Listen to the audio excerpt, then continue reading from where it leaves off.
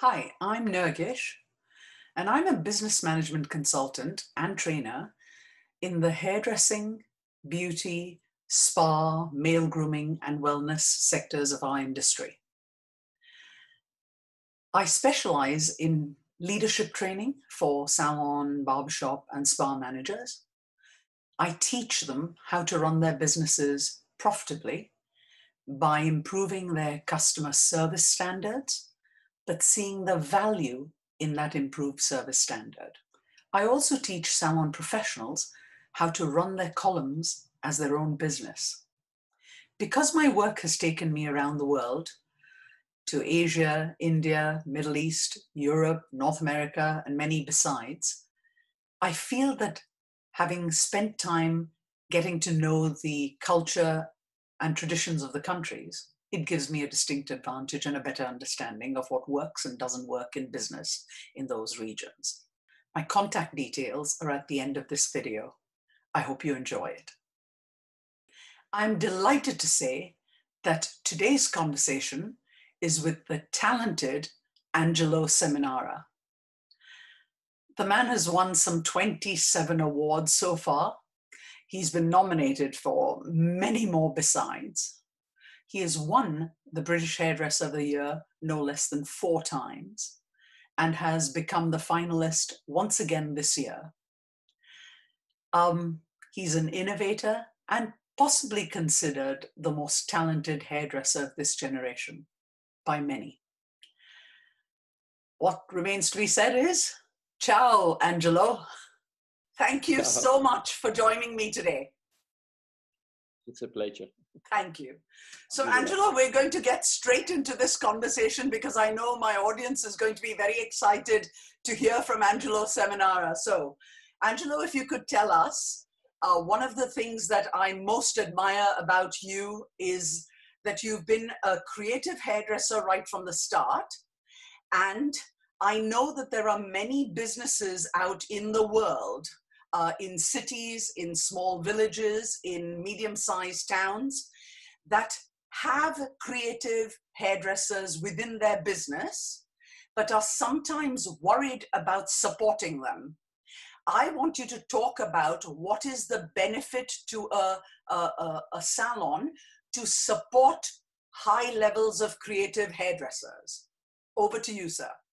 Well, I think, your stuff is your garden, Yep. I look as if my salon is not a salon, it's a garden. And I have, my palms, I've got my trees, I've got my grass, I've got everything. And if I don't look after them, the salon would just die automatically. Agreed. So you must nourish, your stuff. And yep. When I say your stuff is from the cleaner that is working yep. as a cleaner and, wipe within the floor and Agreed. shampoo, because if one person or 2 people are not motivated, it will affect the mood in general.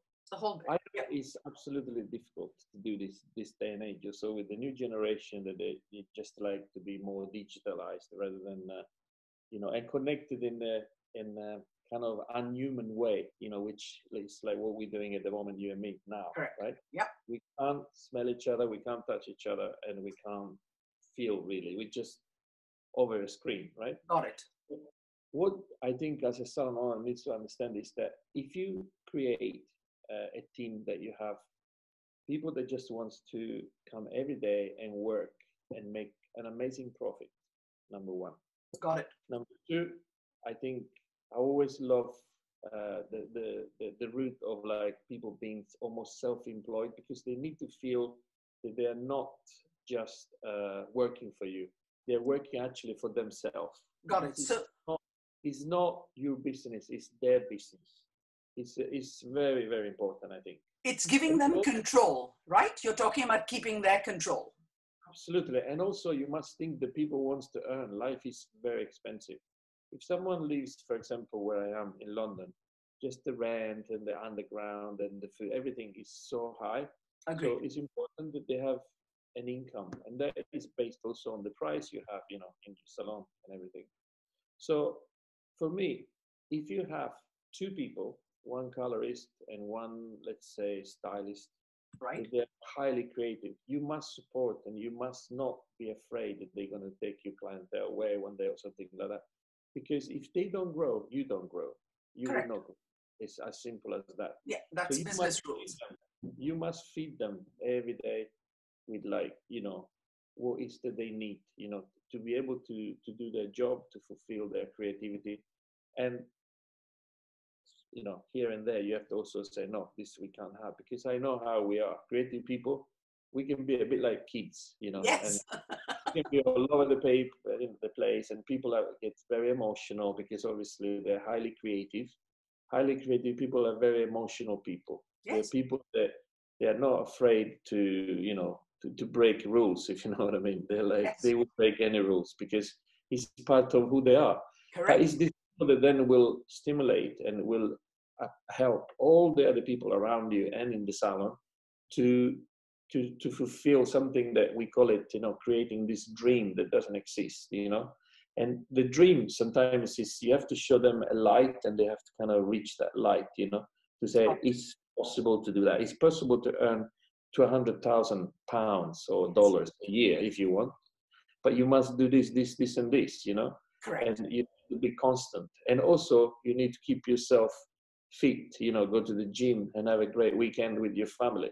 That it's not just about work, so that will keep the balance and the mental health and the professional mental health in place. So I have to ask this question because often a manager will ask, well, how do I afford to do this for this creative person to keep them? Because they are making the magic happen for the business. They are making the difference for that business because, the magazines are talking about them, and you've got all those benefits coming to the business from that one person's extreme creativity or talent. But then what does the salon owner, what should the salon owner be telling that creative that we have to achieve in order to be able to support you? What are the types of things that both parties should agree, Angelo? Yeah. Okay, there is a commercial side and there is an artistic side. And maybe the artistic side is being not commercialized. Correct. Which that could bring income to the salon also. Okay. How does one do that? How does a business do that? Yeah, if the talent is a talent, is a real talent, and if it's not, it can be helped by other bigger talent to become like the big talent. So you have to make sure that you invest in this talent if he has a vision, and go and meet other talented people or assist, maybe on shows and things. So in order for this person to start to understand what is a fashion show, what is a photo shoot, what is an advertorial, what is e-commerce, what is theater, what is an actress, what is a celebrity, they need to understand a little bit and all around. And then you have someone that can actually become part of an educational program, which this educational program can be then designed and tailor-made for the area where you are, the country where you are, even for your own salon, And I think that could be a possibility of creating a higher income and supporting these people as a salon owner. Brilliant. Brilliant. Fabulous. I know that a lot of managers out there will thank you for this guidance because it has to be both parties winning, right, Angelo? One can't win, and creativity cannot exist without business and cannot support it. So both have to find a way to link. Otherwise, it just doesn't work. And I think that's where a lot of people come unstuck. So, Angelo, let me ask you this then. What exactly should a salon owner, you said they have to be able to earn a living, they have to be on a good wage, they have to have time off for their families, etc. What would you say to a creative person that is wanting the support of a salon? What sort of attitude should they have towards the business? As a hairdresser. Yes, you're talking to the creative hairdresser. What sort of attitude should they have towards that business? I worked in Trevor Sowerby for 16 years. Correct. But in reality, Trevor always told me that you actually didn't work 16 years for me. And I was like, why? I think you worked 32 years, he went. double. Because of the amount of time I tell you what, the fact that when I started, I was 23 years old, and I had so much energy that I had to kill myself to go to bed in the night, you know. Right. So what we would do is we would finish working, let's say 7 o'clock in the salon, just have some dinner, have a drink with my friends in Covent Garden, and then I would go home and start a new job, you know, and that was called designing.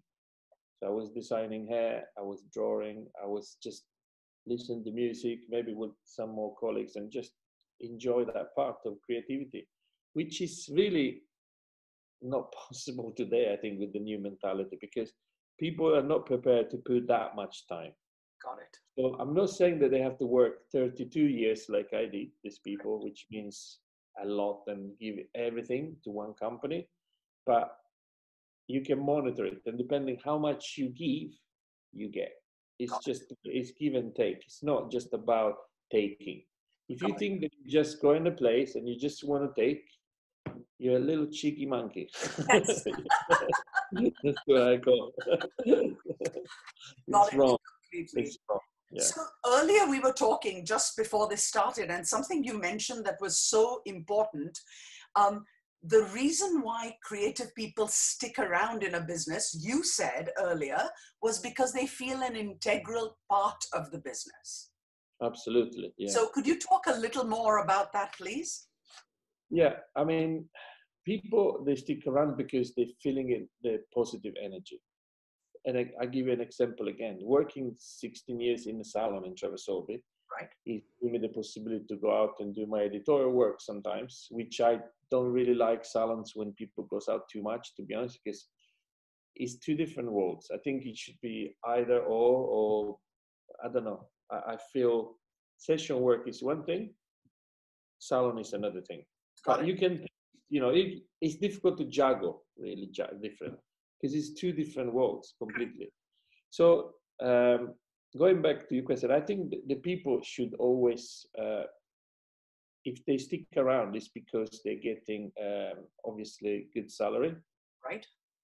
They're getting good organization, which is very fair to everybody. Got it. In the salon. Yeah. It's very important to always understand that, you know, some people need more education, some people need less education, but you know, maybe the salon owner is because they're saying, okay, we have a program where one day a week we're going to bring someone that's going to all talk, or maybe once every 2 weeks, maybe exaggerated once a week because it's cost effective, but every 2 weeks, once a month, you have someone like yourself, for example, like me, going to the salon, and you and me can go there and talk live, you know, to people.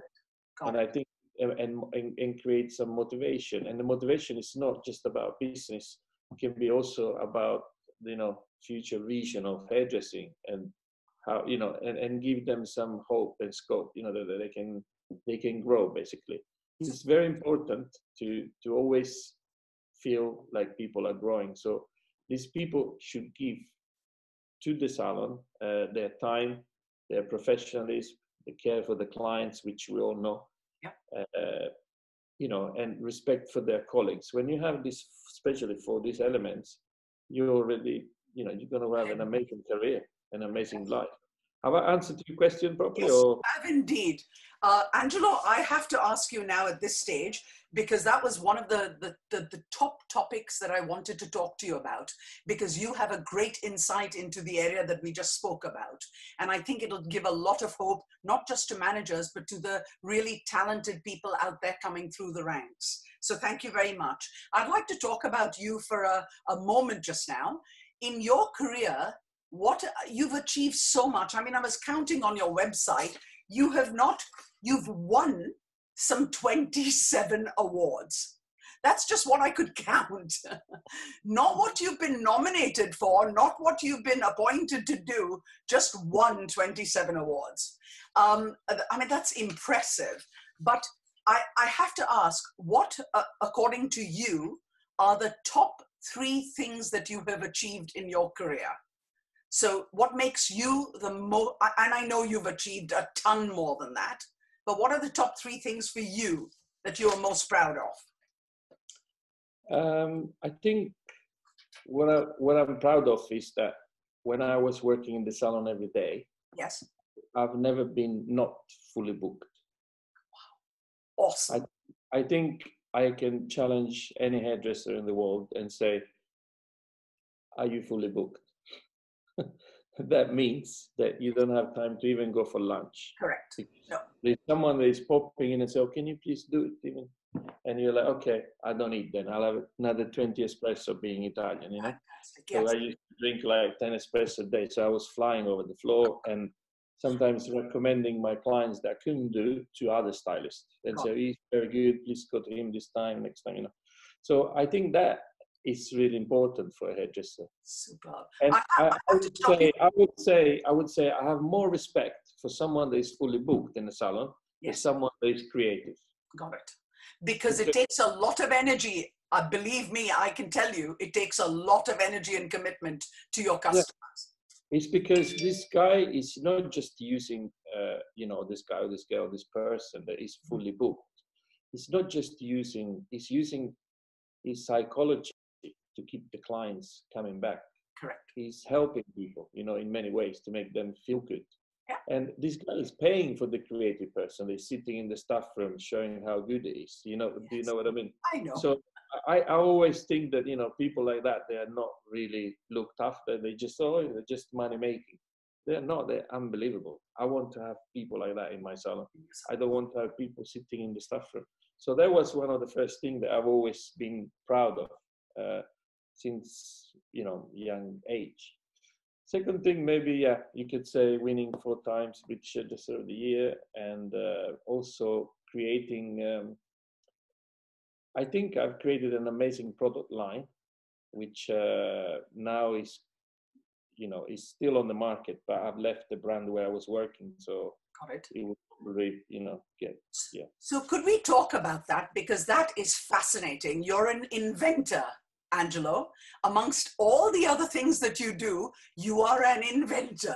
And we must talk about this, because I can tell you 2 words that I want to bring up that I want you to talk about, because I think there are many inventors, possible young inventors in our midst, in our industry, that will actually take a lot of energy from this part of your conversation.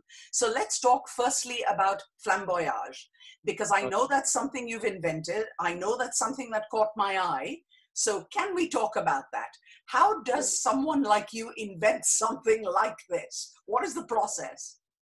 When I was working in the salon, I had this girl called Lisa as a customer. She was a young singer and also a fashion stylist. And I used to experiment because she would let me experiment on her hair. And she was so kind and so nice always, and excited to come and see me because I always give her something incredible. So she had like this copper color, and I wanted to put some white in there. White and copper, I think, is one of the most incredible combination I can see on hair, because they're very extreme, but one is neutral and one is bright, you know, and depending how you do it, you can look insane. So one day, which this connects to something else from when I was little, which is going to be too long story to tell you now. I had a tick, you know, when you do something, or you put your thumb, or you do that, you know, some comforts, you know, something. What I used to do, I used to always apparently have cotton in my hands. My mom said. So my mom had to buy loads of cotton. You mean cotton wool? Cotton balls? Cotton wool, yeah. I had always this cotton wool in my hands, and I would play always like this with the fingers. You see, like that.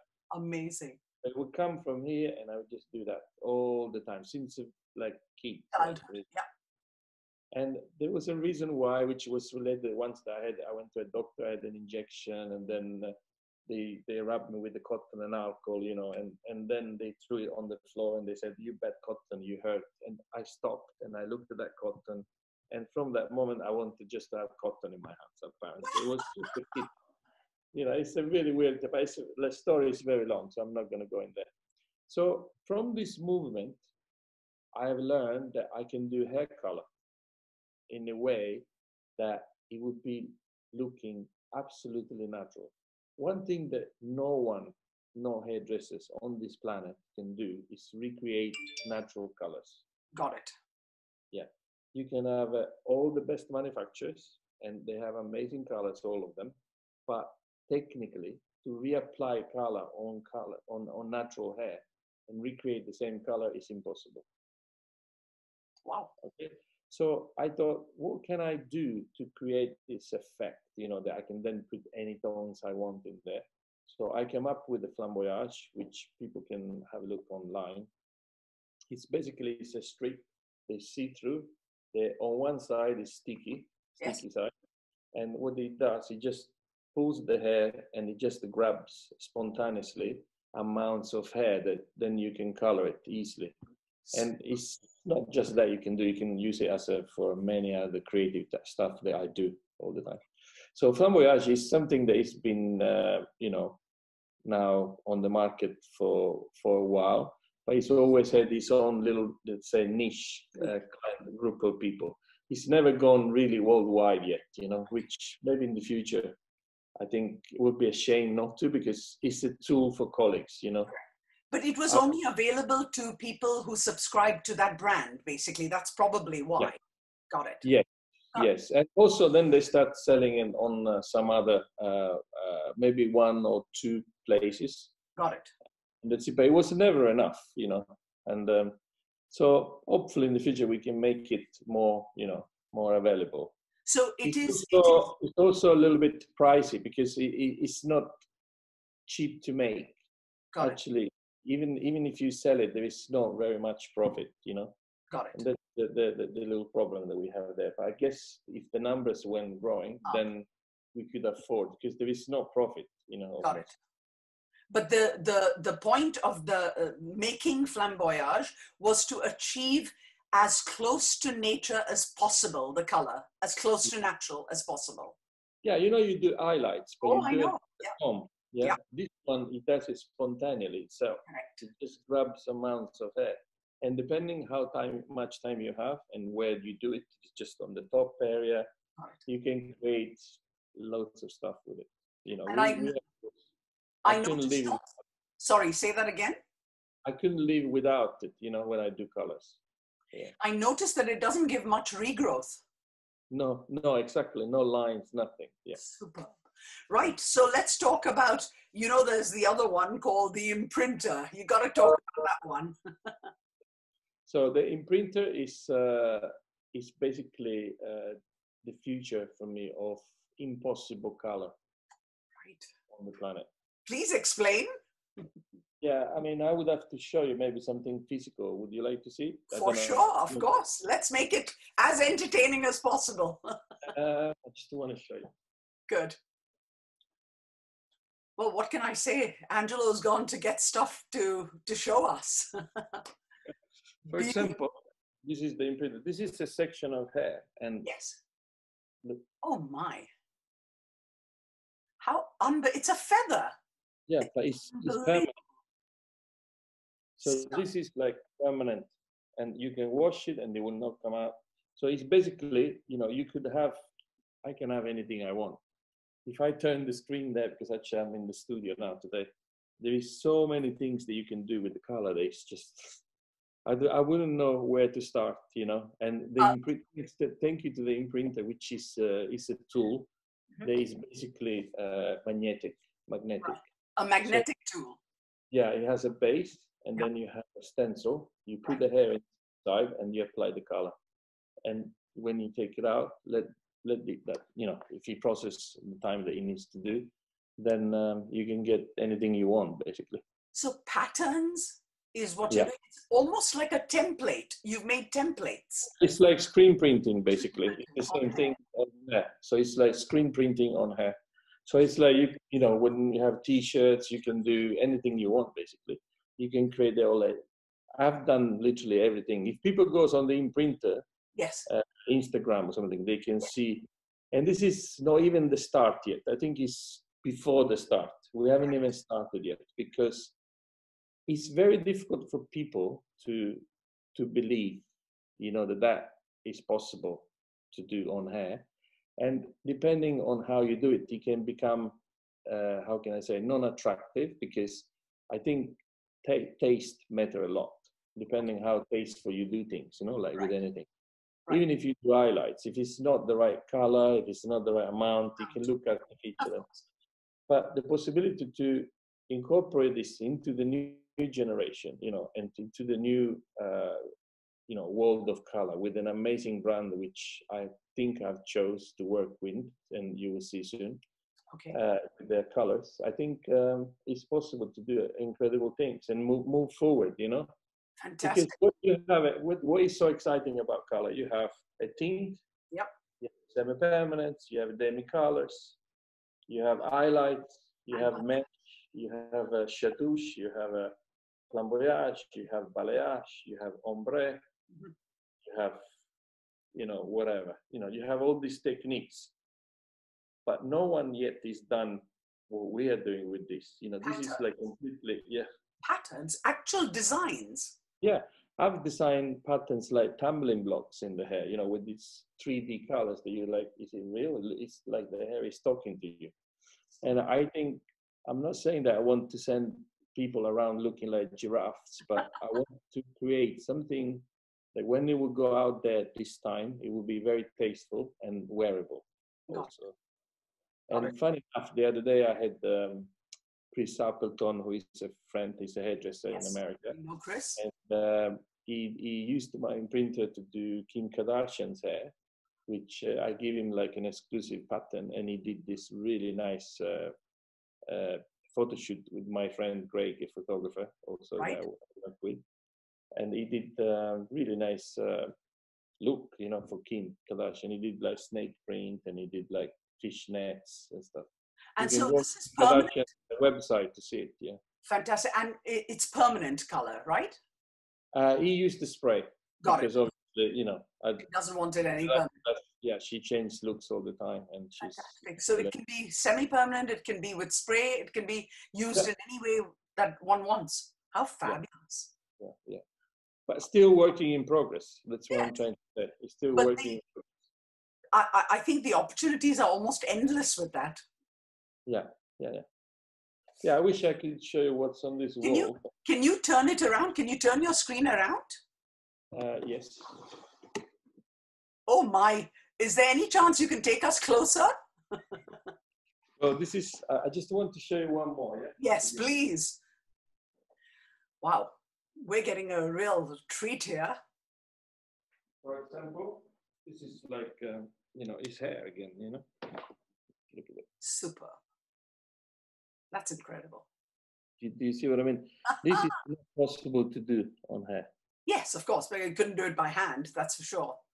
For example, that's one. I mean, I have like 20 million tests that we do. Look at this.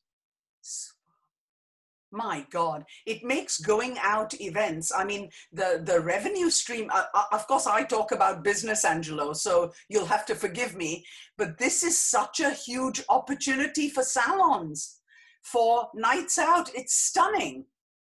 Yeah, to be able to commercialize this, to make sure that everyone, I need to still do work on it, because obviously, you know, you have a tint, you have dark hair, light hair, you have bleach, and sometimes bleaches are not really strong because for health reasons, you know, they can't go too crazy.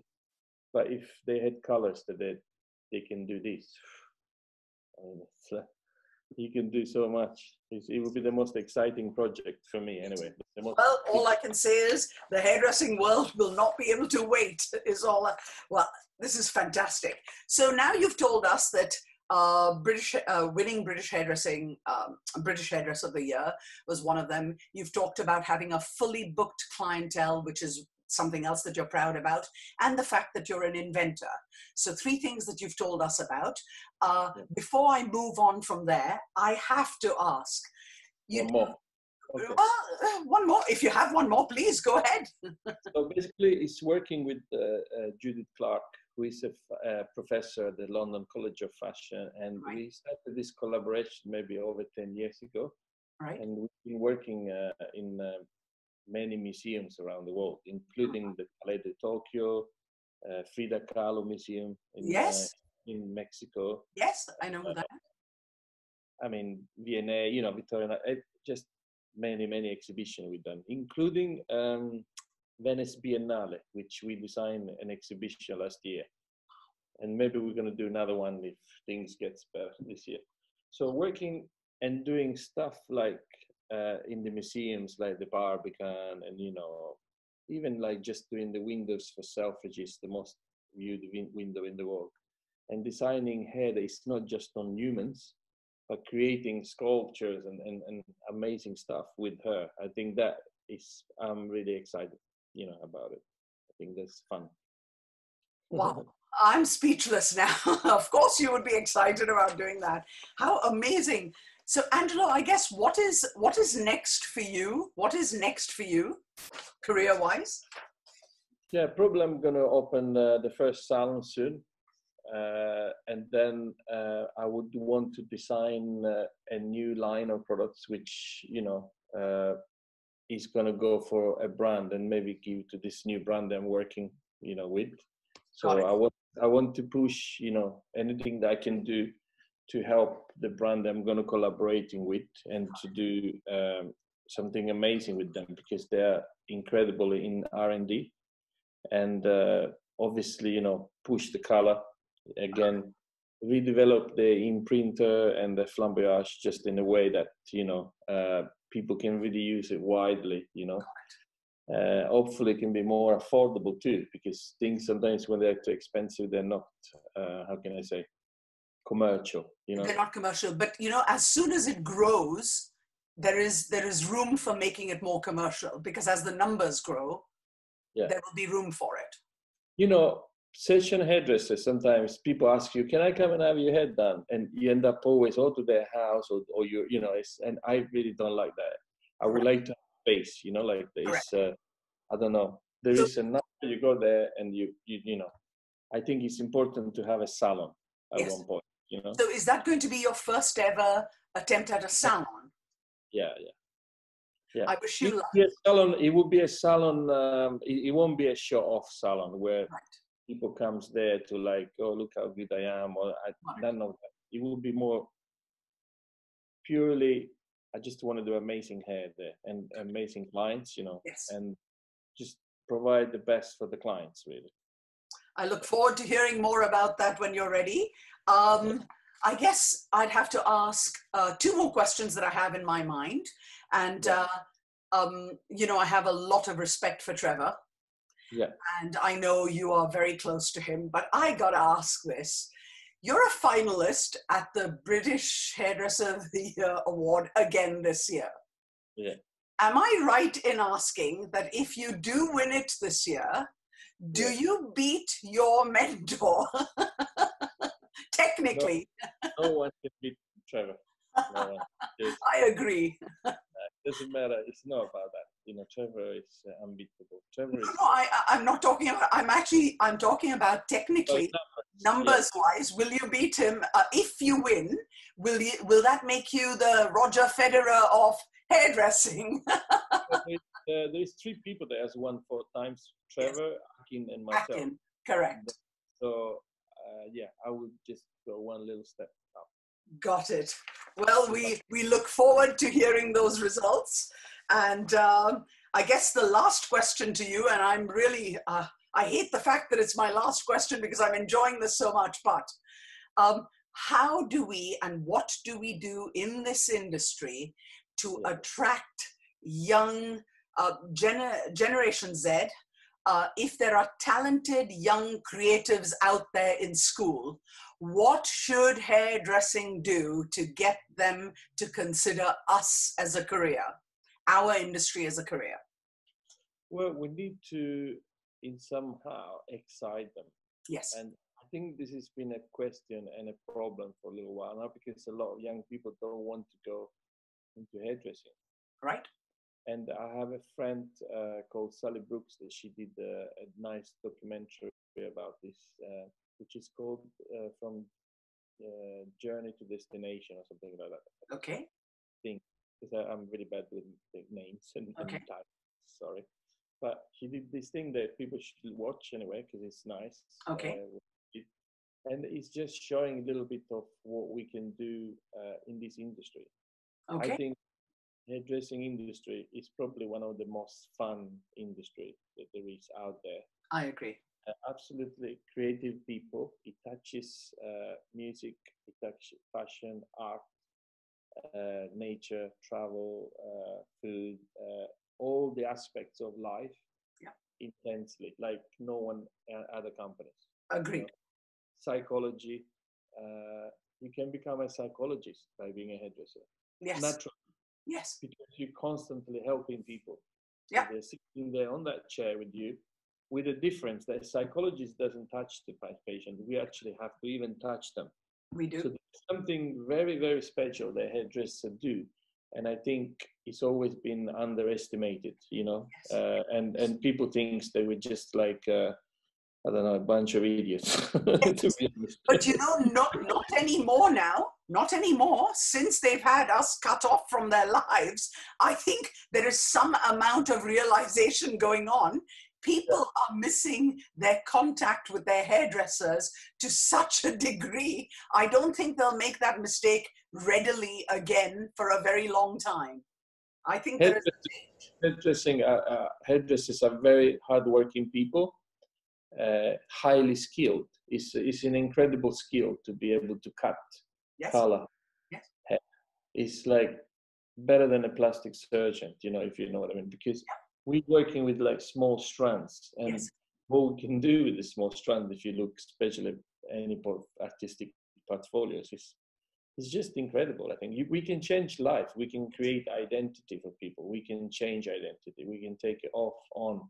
We can do whatever we want, basically.